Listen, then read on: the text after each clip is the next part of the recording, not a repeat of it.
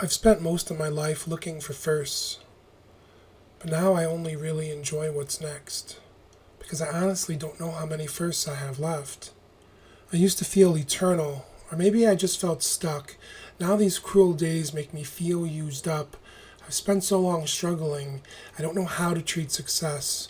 Surviving became a way of life, can't seem to relax without some stress. 20-year-old me is confused. 30-year-old me is disappointed. 40-year-old me is ambivalent. 50 regrets my choices. 60-year-old me isn't responding. I wonder if it's because he doesn't yet know what he's wanting. Pain replaces enthusiasm. Then it morphs into disbelief. Like I can't believe I've been around this long and still feel so incomplete. Forever is sooner than you think. The years pass by in a series of flirtatious blinks, and you often want to go back. Not even to do it differently, but just to do it again. To recycle the smiles, the amazing discoveries, the good times that came and went, because chances are the future is not going to be as pleasant.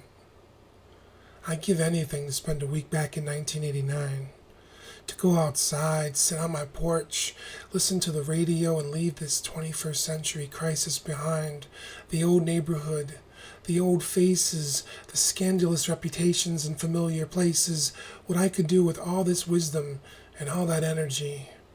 Maybe make a few more friends out of enemies, maybe solve some insignificant mystery, or rewrite checkered neighborhood history. My world was so small and everyone meant so much until life found a way and we grew out of touch. Growing up meant growing away and leaving the peaceful skies confined to yesterday to walk under the clouds of tomorrow. Burying all the pain behind my heart, I learned that life begins when you start to open your eyes, but it was all prologue before Act 1.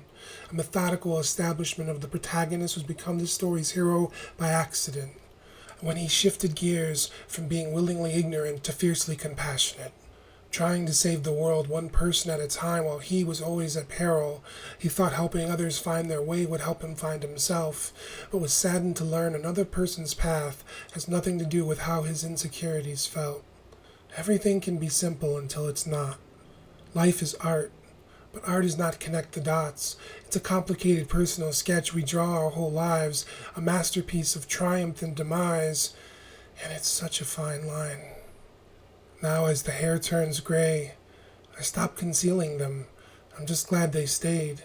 The baby face became middle age, wrote another chapter, read another page. The story is still going with no way of knowing how many more pages will be written. It's like that feeling of being hungry right after you've been bitten. Feeling lonely in a conversation, another poetry prayer for the unforgiven. Eventually, if you can wait, forgiveness comes in waves, but only if you're willing to stay. Time is ours, but it does not belong to us.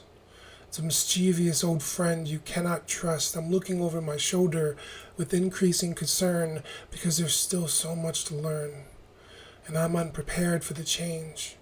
Too many winters and not enough days. It's in the springtime where I rest my faith.